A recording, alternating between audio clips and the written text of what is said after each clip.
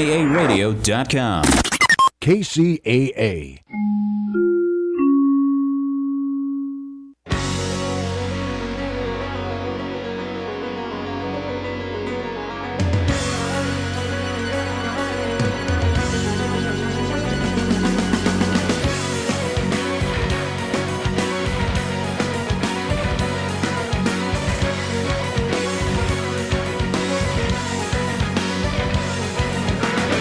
Live and in color from the NBC News radio broadcasting studios of KCAA, 1050 AM, 102.3 FM, and 106.5 FM, located in beautiful Southern California, and in parallel from the Turfs Up radio studio in Fort Lauderdale, Florida. Thanks for tuning in to the Water Zone show this evening.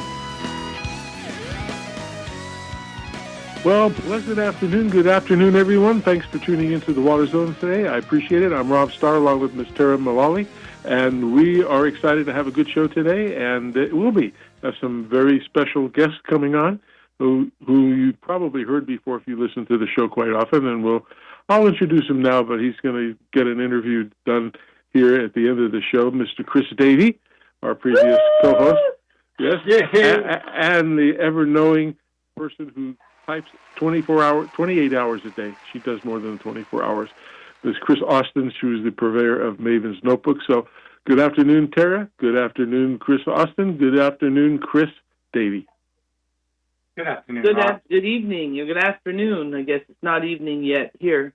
Oh. Well, we can say that. Good afternoon, good evening, and good night. Yeah.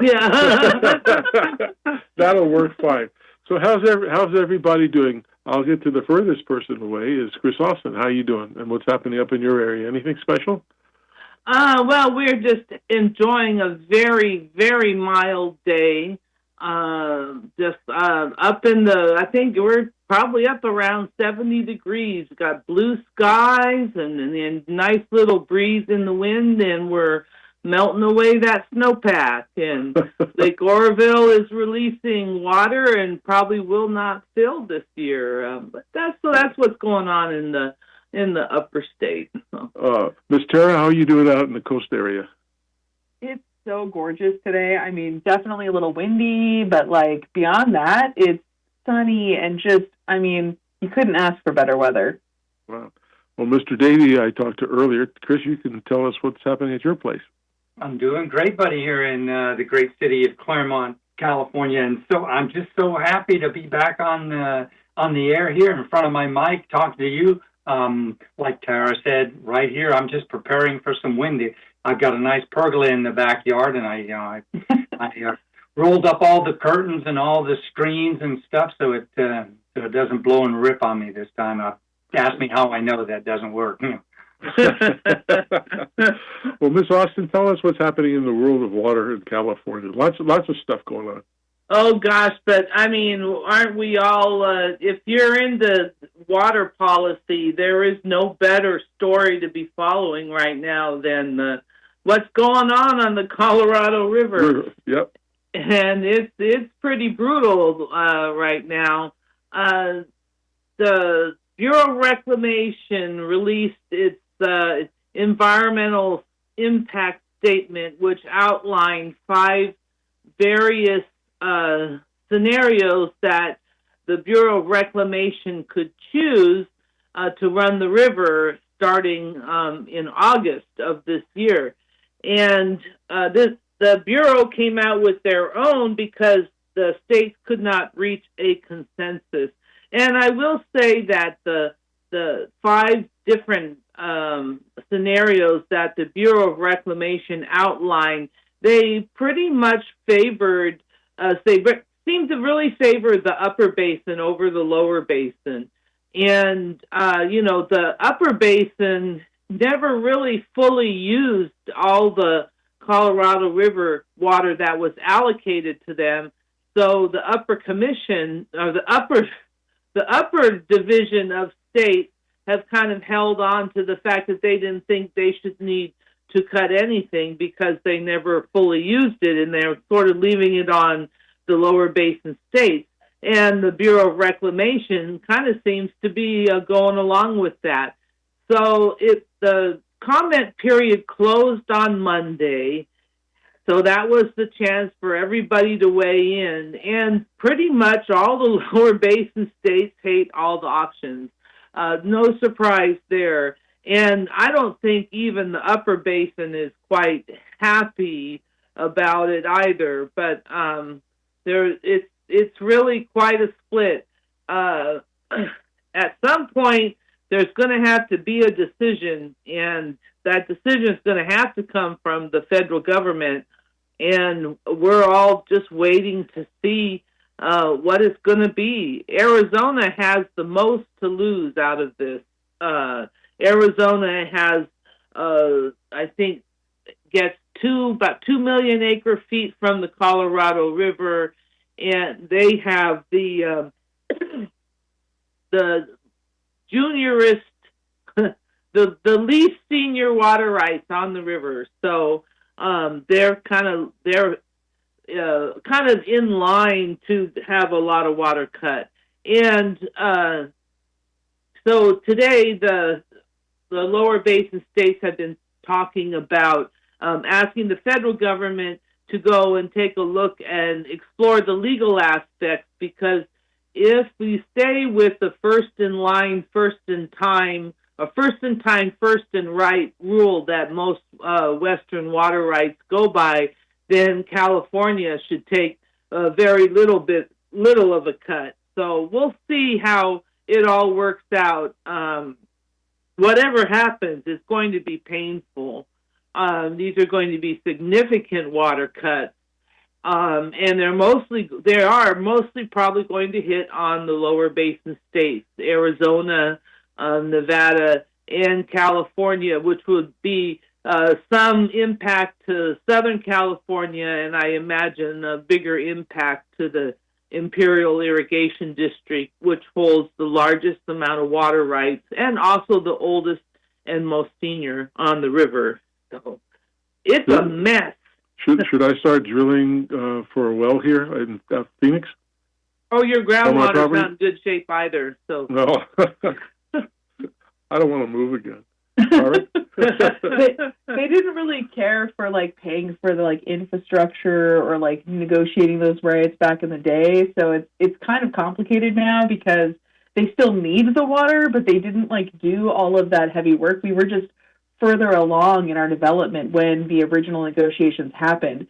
So Arizona really kind of lost out in the initial deal, and then now they're losing potentially even more. It's actually a really tragic Arizona moment.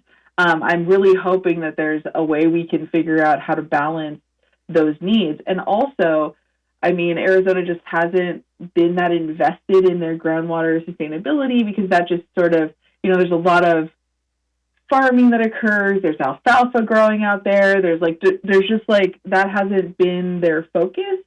And now they're finding out that it really needs to be, and they're trying to catch up as fast as they can. And I think they're doing an okay job, but I know that that's something they're sort of struggling with. Yeah, and Arizona's really in a tough spot because they have a lot of Native American water rights, things that have been settled, decreed, and by court order, Arizona must supply water to certain amounts of water to certain tribes. So, that is going to supersede anything that comes out of the Bureau of Reclamation. So what would be left, for Arizona is really up in a good question.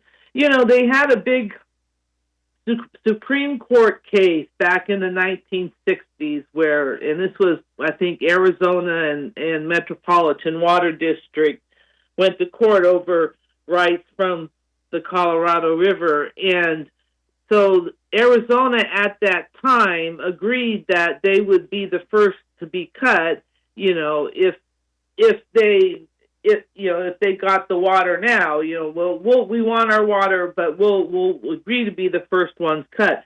And it's kind of that's kind of a hard bargain, a hard chip to call in, 50, 60 years down the road when you've had all this development. And it's sort of the same thing that we have here in California. We have this thing called the Origin of rights, or the county of origin, or that basically the principle that says that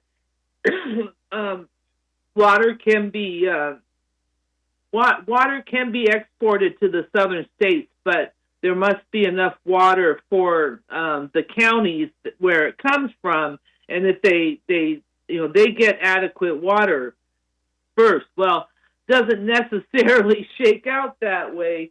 And now that we have all this water going all over the state, it's much harder to say, oh, okay, we want our water back now, after you have homes and cities that depend on that water. So we're going to come to some reckoning here, I think. And because they're getting squeezed on both ends, I mean, it's definitely going to be a hard road to lead through. But I feel like now is better than later. Like the best time to have done this is 50 years ago. The second best time is right now. Well, yeah, the problem is that the Lake Powell and Lake Mead, the big reservoirs on the Colorado River, are circling the drain. I mean, and we're fighting over what little is left in those reservoirs, and litigation and all this is not going to put more water in there. I mean, we're going to have to sit down, and people are going to have to get dealt the cuts, and we're going to have to figure it out, because we're not going to be able to keep moving forward, taking out the same amounts that we have been taking out. I mean, the water's just not going to be there. Mm-hmm. And it's been such a bad winter for the Colorado River, too. So not only do we have all of this wrangling over how we're going to run the river in, 6 months from now, we also now have a terrible, horrible hydrology with not a lot of water coming in to those reservoirs. So it's going to be a tough summer on the Colorado River. About a year and a half ago, the Hughes Corporation bought hundreds of acres out here in Buckeye, Arizona. And Rob Reiner, who unfortunately isn't with us anymore, he had a group of people. They were going to build a movie studio here, sound stages and everything.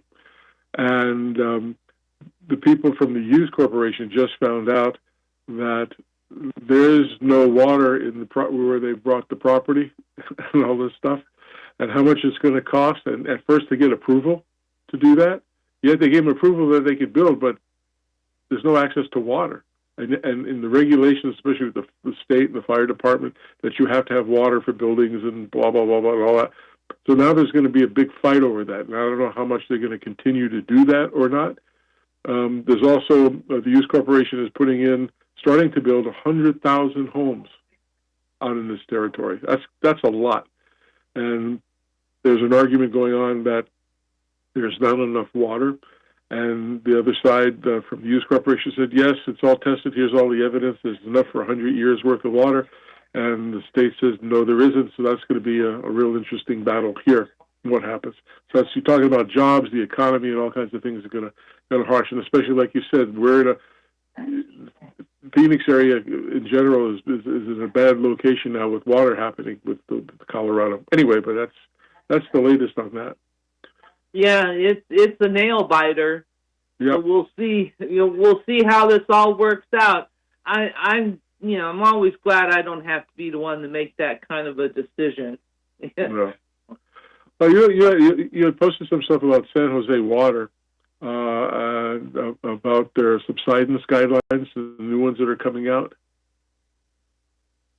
Well, not San Jose Water. You're talking about the SJV water. Yeah. Sorry. Yeah. Subsidence regulations for the San Juan. Well, for the new subsidence regulations to address it, it would apply to all the GSAs across the state, but most of the land subsidence that's problematic is occurring in the San Joaquin Valley. The state put out some guidelines for land subsidence, how to address it, and because as we're implementing groundwater management in the San Joaquin Valley, we're still having subsidence. And subsidence is when you pump out the water and the land sinks. And when the land sinks, it takes things with it, like it's sinking canals and buildings and poles and bridges and streets. It really impacts the infrastructure, and these impacts have been continuing to occur. So they really want these GSAs to address land subsidence, and this is pretty tough. I mean, we're now getting into the part of groundwater management where the rubber is really hitting the road and trying to address these impacts and things that are going on.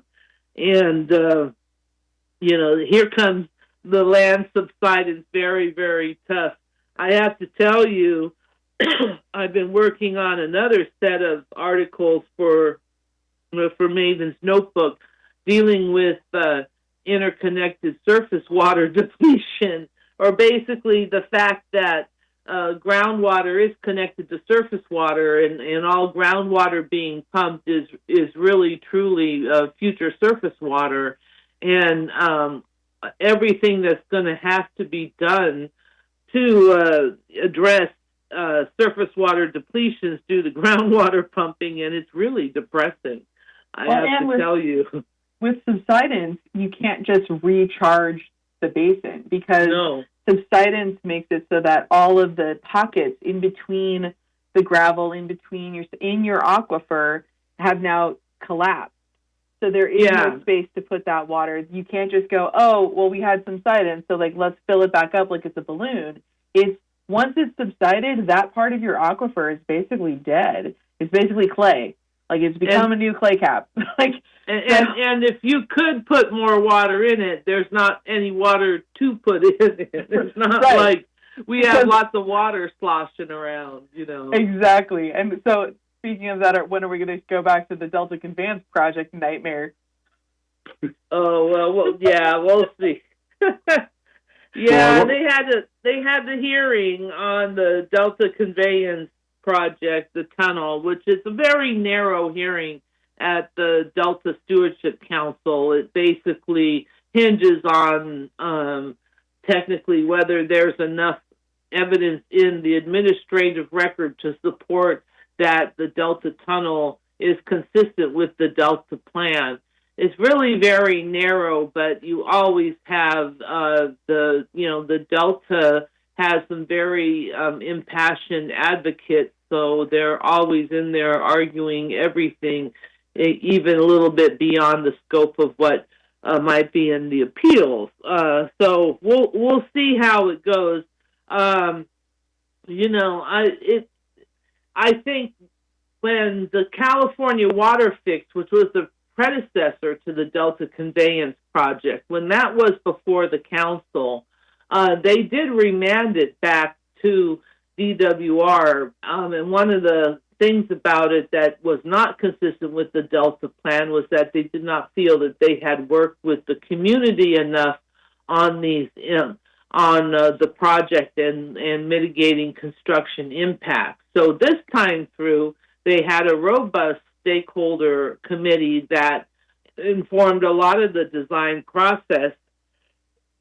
Not that those folks supported the project, and in fact they did not, but it was more, well, if we do build this thing, then how can it be, what can we do to make it better for you, But some consulting firm made a lot of money.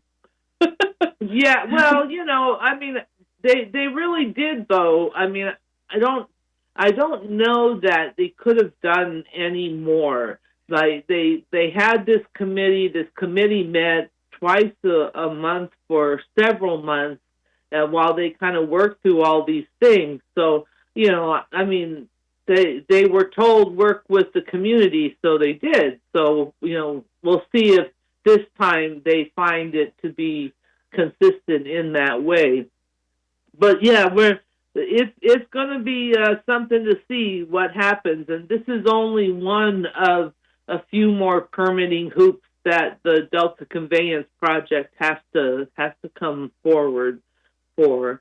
One thing I'm watching my email box for is coming out of the State Water Board any day now. I'm expecting to hear about the site's reservoir project water rights, like how much water rights are they going to have for that reservoir. So, that is due any day now. So Well, that should be interesting. I do want to thank you for correcting me. In my scribbling of my notes, when I was the SDJ, I put a different letter at the end instead of the SJV. So my apologies for that, and thank you for correcting me. And I want to correct that for the record. So it's just considered an old guy made a mistake. But, hey, there's hope for salmon season maybe this year. So, Yeah, all our fingers and toes are crossed.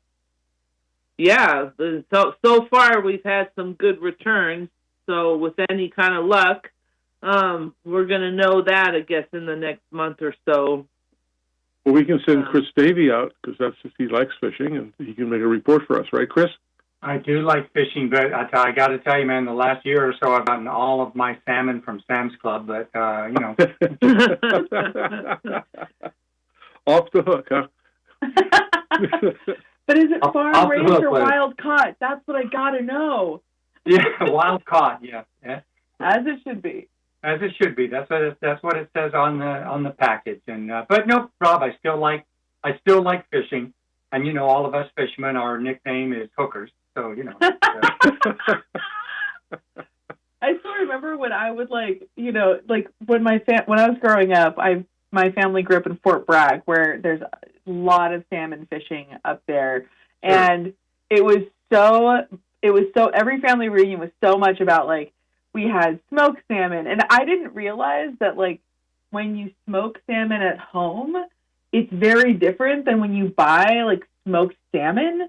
Smoked salmon at home is delicious to me. When you go buy the brittle smoked salmon at the grocery store or whatever, or even weirder, the super the smoked salmon that's for a lox situation.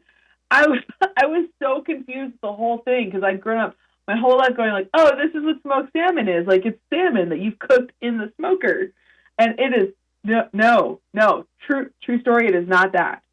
So where did you learn? So Nick's on the vacuum packed stuff. Exactly. Then. Yeah.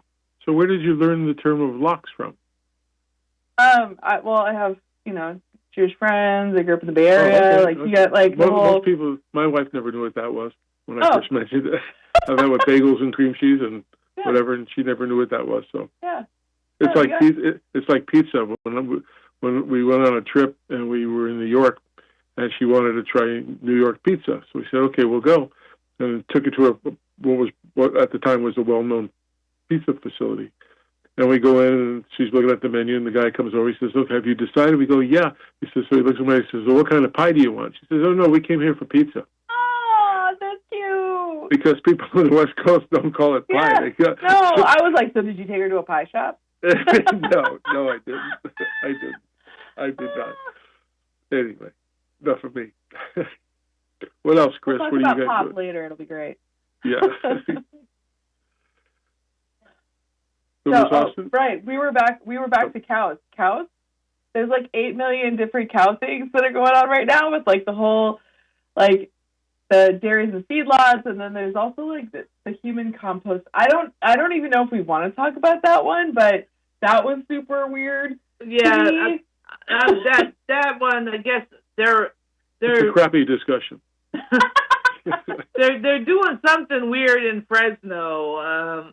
Human composting. I'm not quite sure. I tried to read this story and understand what the heck it means, but burying people, I guess, down by the river or something. I don't know. Well, that's from the television show Naked and Afraid. That's where they got the idea. Oh no! I worry about the leaching into the groundwater table. No! Yeah. All right. I think that's as bad as the rule that they were talking about years ago to put little baggies on the back of cows. Oh. For the flagelants. I mean, they did that for dogs, I guess. Yeah.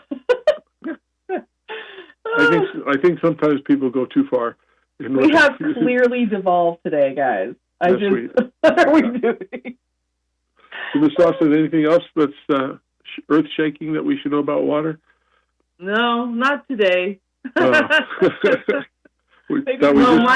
clock says it's time for a commercial break. So you got it, my dear. But anyway, thank you very much for coming on and giving us the great stories. We do appreciate that. And as I tell the audience, I have to do this every single week because I care about you. That go to Maven's Notebook. You can get the greatest and most up-to-date information about water that you can. It's free. Go to mavensnotebook.com, and if you want to be even a little bit more kind, you can become a sponsor and make a small little donation if you want to keep that going. It's a great read. Everybody in the water industry, when I say, Chris is on our show, oh, we know Chris. She's been here. She'll be talking. So she's very known. She makes the show good, and we appreciate that. So, Chris, thank you very much. You have a good week. Be the 1 in 9. The 1 in 9. I'm not going to say the 1 in 10 anymore because I want it to be the 1 in 9. And sooner, I'm hoping that it be the 1 in 8. See, we're going to just keep going until everybody donates. Yeah, there you go. Okay. Well, we do. Chris Right. Donated. I donated, and I want to make sure we keep doing that. And again, we appreciate you, Chris Austin. You are just a wonderful person. Thank you. Aw, shucks. Thank you. All right, Good we'll evening, everyone. Good evening. Have a great week, Chris. All right, we're going to take a little break for our commercials because that's important, and we'll be back with a featured guest who's already been introduced, Mr. Chris Davey. We'll be right back.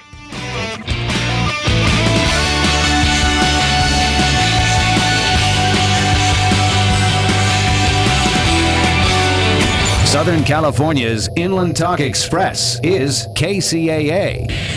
Water is one of the biggest expenses for communities, HOAs, universities, golf courses, and resorts. So keeping those costs under control, especially when rates are increasing while water supplies are being reduced, are often essential to a customer's survival.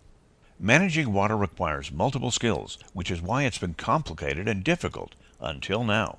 AquaTrack brings multiple skills and technologies together to help large system users conserve outdoor water and improve the health of their landscapes. AquaTrack's professionals are certified landscape water managers and certified landscape irrigation auditors. The company offers audit services, upgrade advice, technical expertise, and water use monitoring.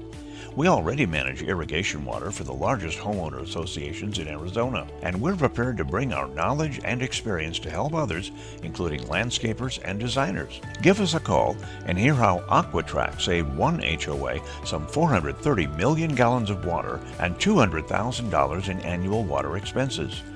AquaTrack is Arizona-based, and you can reach us at 623-594-8689. That's 623-594-8689.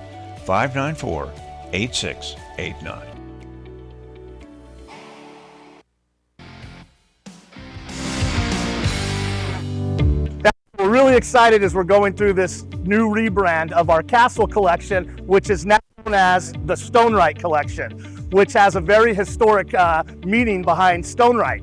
And so we're excited to reintroduce that, rebrand it to the market, as it's a very strong collection of different colors, historical textures, clefted surfaces, a very popular traditional stone with matching accessories. So the collection's really taken off for us. That's a really popular collection because it's great for pools, backyards, walkways, and patios. We've got 7 different colors, we've got different finishes, we've got different sizes, so there's really something for every design. Because of our footprint, because of our distribution network, because of our historical agreements with these quarries, we're able to bring tons of inventory, literally tons and tons of inventory to market, so it's on the ground, ready for use. So Elevations is probably my favorite collection because I love vertical stone. And we've curated a really cool collection with different stones from around the globe, different textures, different sizes, different format, from very contemporary to more traditional. So you can view these products, you can see them in applications, you can see the color range, you can see them online at siteone.com, Solstice.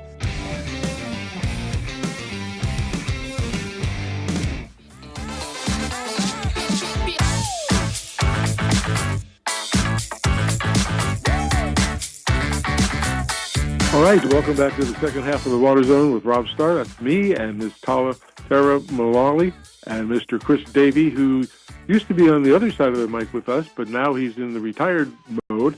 And I was going to say, this is your life, and bring a whole bunch of people here, but I'm too far away for them to come. So, Chris, it's just me and Tara and the listening audience. So, how do you like retirement, buddy? Yeah, I got to say, man, first of all, thanks so much for the invitation to come back, Rob, and congratulations to you, Tara, for scoring such a great role on the Water Zone. I tell you, I loved it. It was almost 10 years of my life. It was one of the best experiences of my life. I miss you, Rob. I really do. You know that, even though we do talk, several times, and are still great friends. But boy, I miss you guys a lot. I miss being in front of the mic here, but we got to go back and just look at the 500 plus shows that we did, the dozens and dozens of events that we went to, Rob, the trade shows, etc., all that kind of stuff. There's a lot of history on this show for me, and I'll say one more time, I appreciate you asking me back, Rob. Well, you're more than welcome anytime. You know that, and you and Tara make the show great, as did Chris Austin. I mean, you're all super people, and you're younger, so you don't make the mistakes I do sometimes. I can't read my own writing, and I got the worst handwriting in the world. But that was good, because nobody could ever cheat off me in school. I couldn't read anything I wrote, so that was that. But Chris, one of the things, I know your history because we're best friends. Maybe you can tell us how you got into this business and how has it changed from then to now? Yeah, well, many, many years ago, back in the prior decades, in the prior century. So I went to school at Cal Poly Pomona down here. That's the real Cal Poly. They got another one up north somewhere. I don't know if that one really counts. Hey, that got Tara listening. That's the party school. That's the party school. So I was going there, an ornamental hort and landscape architecture was my focus. And one day, this gentleman, Bob Gray, came from Rainbird, and he was like, I don't know what they call a professor for the day or something like that. And he came and he did an introduction and talked all about the landscape industry, Rainbird in particular, because that's where he came from. And I was, kind of inspired to get up afterwards before he left after the class. And I started talking to him a little bit. That was a Thursday class, by the way, a Thursday evening class. And Friday, the next day, Rainbird called me for an interview. I went to that interview on Monday and started the following week. And that started my career in this industry. Wow. So, Chris, tell me your favorite Water Zone memory. Like, that's the thing that I'm like, because I already have several of like my own that I'm like, I love these moments. But what are yours? Oh my gosh, that's not a hard one at all. Don't tell the story about the chair. I couldn't say that. No, that was. But now I'm curious. So we got to get back there. You're in the hot seat today. We're going to talk about the chair. You're right. That is a significant memory, however, not one that qualifies as a favorite, Robert. It was for me. The honor. It was for you because you couldn't stop laughing, and I had to pick you up off the floor. Yeah, we'll tell you about that later. He's still laughing about it now. And he's still laughing about it now. But Tara, to answer your question, so there's a couple of them I think for me that really stick out. And those kind of fall for me under the category of fun ones, right? There's a lot of other episodes that we did and events that we went to that had a lot of significance for me. But under the banner of fun, I think the Extreme Water Makeover contest that we did about 5-6 years ago, that was probably the favorite one I did. It was great with MoDOC down in Orange County. And picking the winner and going to that place and seeing it was just awesome. Damon and Tiffany, love them. Tiffany Baca is just awesome. She is a rock star, and yes. Damon McLizzy is no slouch. Yeah. Yeah, she's awesome. She's awesome. Just a second one, I'm gonna stick out there. Rob had more of a direct influence on this, but it was the Wyland's Mayor Challenge, which was every single year. And because of our limited travel budget, I didn't get to go to most of them. I did the one that we did here in Southern California. But Rob's been to Connecticut and Florida and Texas, and I don't know other places you've been to, Rob. But going through the Mayor's Challenge was always a fun event. So for me, those are the two things that kind of have a little gold star in the upper right hand corner of the paper. What do you think's changed in the industry since you started? I know you came from a company that made these metal sprayers in the ground that everybody used to have, the little mushroom types. You know what I'm talking about. Yeah, I do. Well, that's a loaded question. There's a lot, but I think that. Go ahead, Rob. What are you going to say? No. You know what I was talking about. Some more. Rob, I think it's the people in the industry that have changed, right? I mean, what I've enjoyed is just watching a lot of young people come into the industry. The younger people are much more adept than you and I are. Probably, Tara, you're much more adept at it as well. But adopting new technologies and not being afraid to go out and use them. Just the advent of the smart controller, which happened in my career. I mean, you talk about smart systems and dumb systems. When I started in this industry, it was all done right. To change a clock, you pushed in and pulled out pins on a dial to start, to say when the start time was.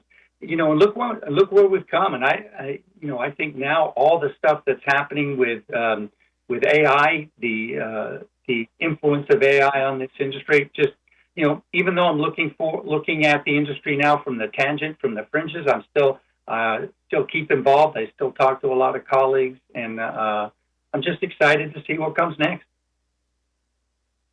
And about the evolution of the show, how do you feel that the Water Zone has impacted your listeners, and how do you feel like what its value is to those even listening today? Yeah, Tara. I mean, what a I like the tough question. No, yeah, it's I don't know. Rob knows me. You give me something to talk about, I'll talk about it for 3 minutes or 3 hours or whatever. It doesn't matter. But hey, listen, Tara, I'll tell something to you, right? Because this show has gone from a simple drought show, right? It was all about the drought back in 2015 when the show started. And it's grown in subject matter. It's grown in the caliber of the guests we've had. And Tara, you are so lucky. You've inherited this long established voice in the water industry, and I'm so grateful that you're sitting in that chair and in that position. And I've listened to every show since I stopped doing it, and I've just been amazed. And I hope you're flattered to heck about it, because I think you're doing a great job. You are literally making me blush. I can't even. And Tara, I can tell you, I told Chris a little while ago, about an hour ago when we spoke on the phone, and Chris and I talk every day just about, like I said, we're best friends. And I got a letter from the Irrigation Association. They want to know if we're planning to come to the Irrigation Association show next year.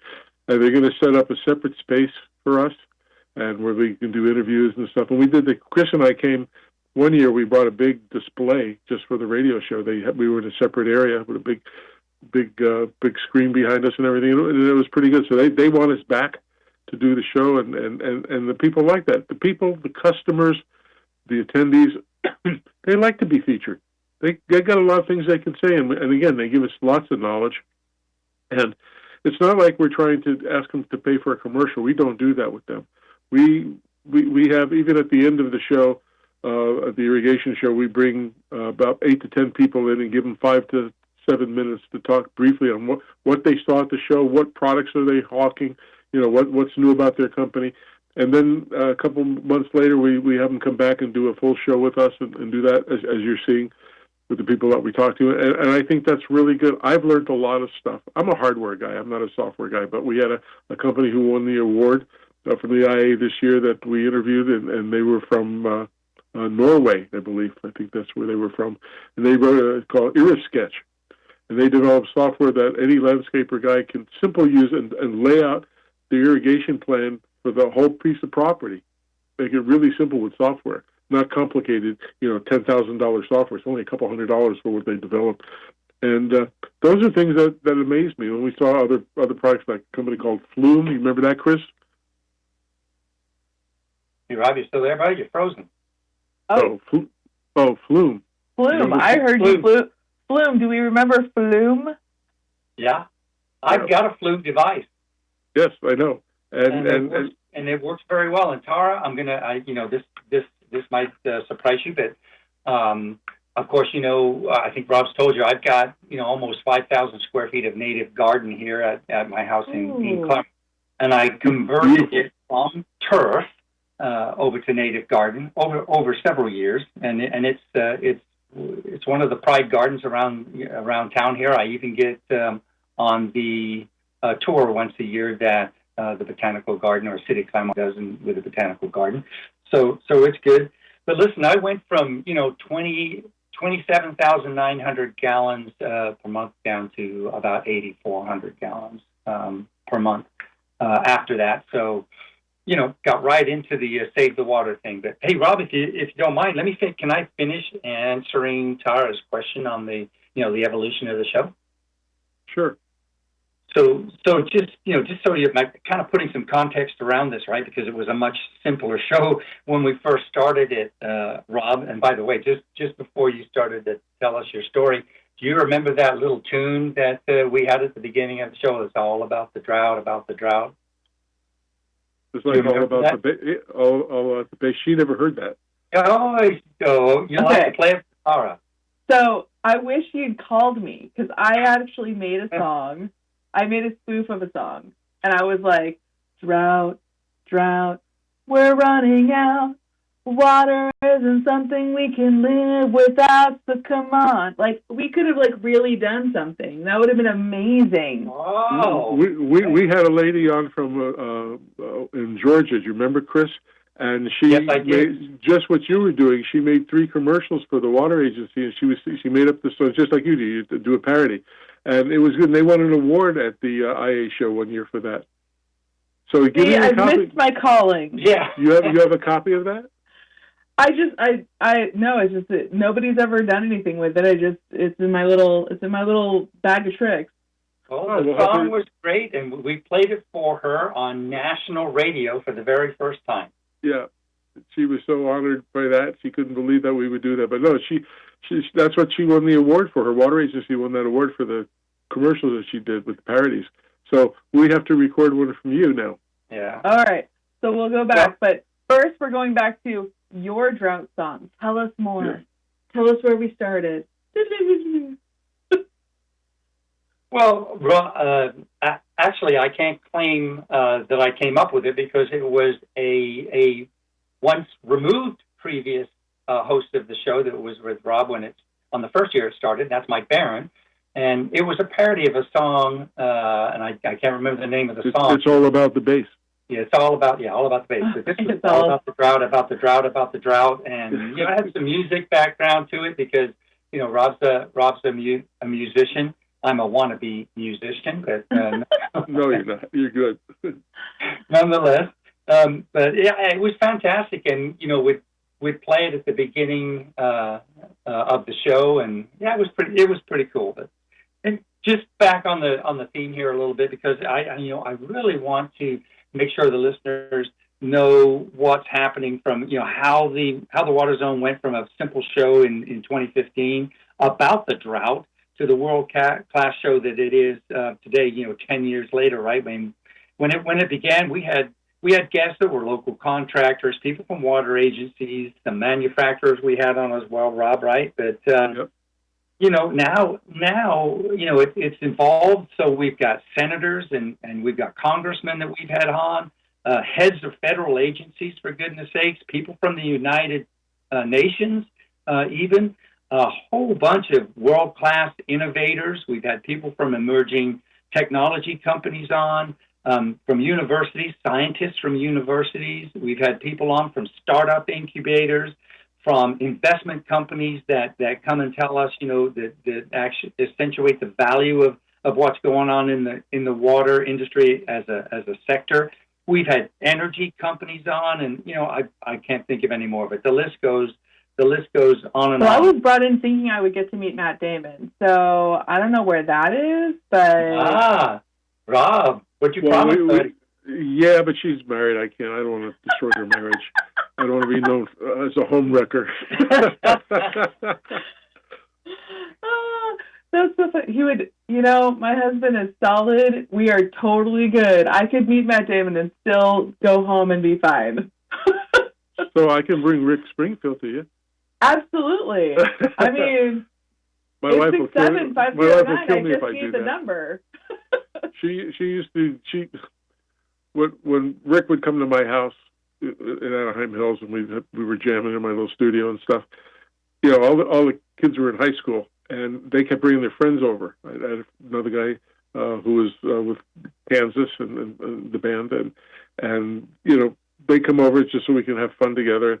And the wives in the neighborhood would always come to the house asking my wife a question because they knew he was going to be there, but didn't want to say they'd come there just to see him.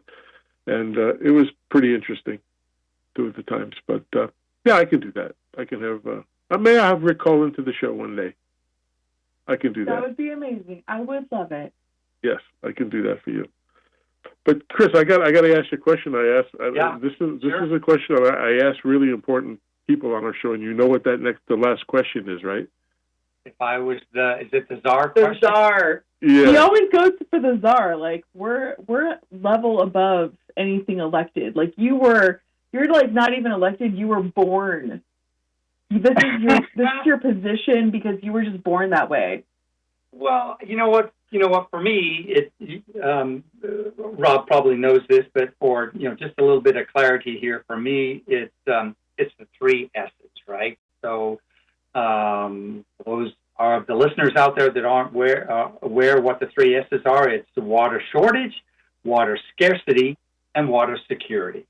I mean, those are the big three issues for me. I mean, if you look at it at what I always say, the 30,000 foot level, Robin, there's so much detail goes into discussing, solving, managing all three of those things. But I'm a big proponent of providing basic human hygiene for the rest of the world. Rob, that I'm huge on looking at innovative water solutions, especially that glacier melt guy that was going to pack these container ships with melted glacier. We should get that guy back on because I know Brad Lizelle. Yes, and he's doing that. He's been communicating to me. He's in Europe right now. And as soon as he gets back, he's going to call me, and he said he would do the show again. And we can probably send.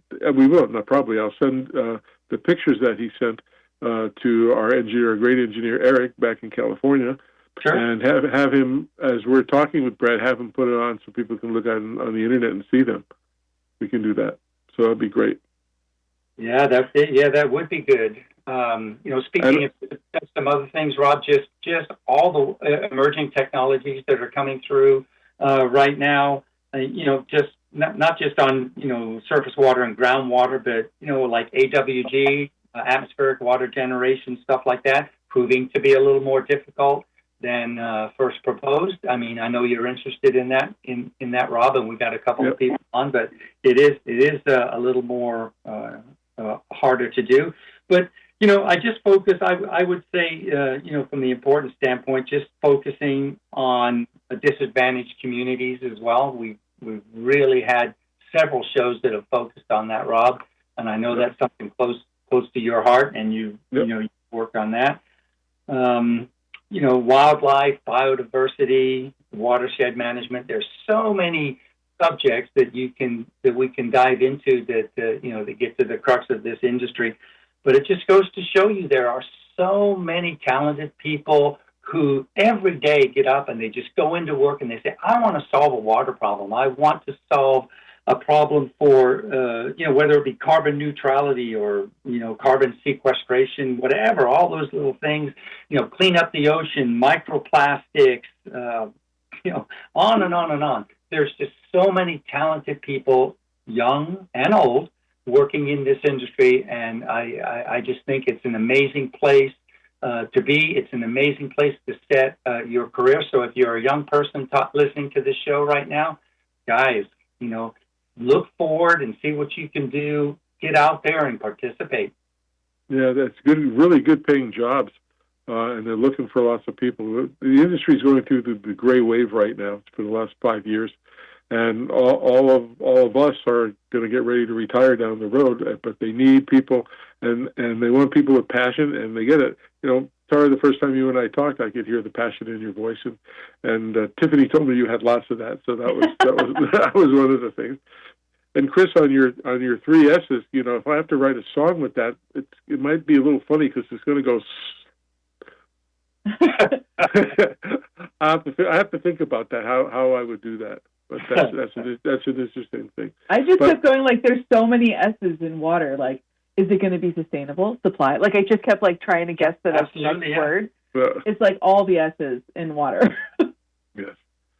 Well, water's important. We can't live without it. I mean, the world can't survive without water. I'm trying to get back a gentleman named Seth Siegel. Chris knows who he is. I don't know if you know who he is. Tara, he's an attorney. He was a Broadway producer.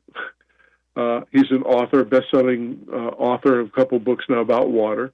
He goes back and forth to Israel. He's involved with the governments of there and back here in the United States for the joint ventures that California and Israel have together. He talked about how Israel supplies water to Iran. Now, I don't know what they're doing today, but... we're not going to go there. We're just dialing that right on back. Yeah, but it's interesting. I mean, despite what was going on, they were still giving them water. And that's a human decency thing to do. But anyway, I know he was going back there, and I just sent him an email the other day because he couldn't make the show a month ago because he was traveling. And I want to see if he's back or he's in super contact with them every single day, all the way up to Netanyahu and everybody else who he deals with. I'd like to get him back on and give us an update of what's happening with the water, because no matter what happens in Iran today, there's still people that are living there, good people, who don't want to die, and need water. They need water, and you still got to be compassionate. It's just like when you capture a prisoner. There's 2 things you can do with them. One, which is really terrible, is you torture them. You don't want to do that. That's inhumane, but you want to make sure they stay alive. You give them water. Anyway, we're approaching go ahead.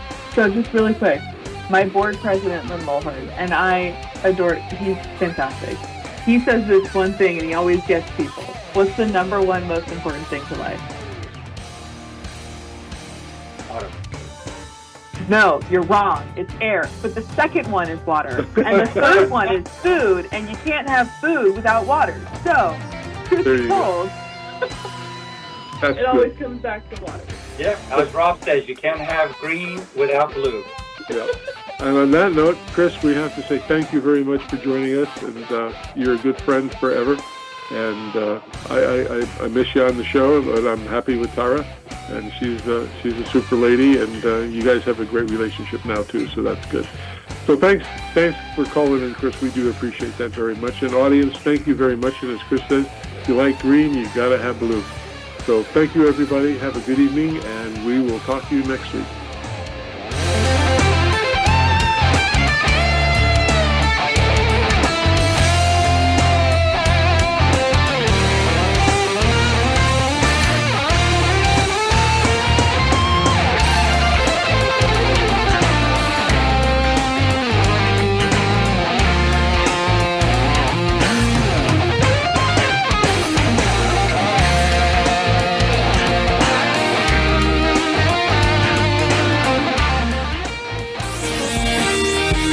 NBC News and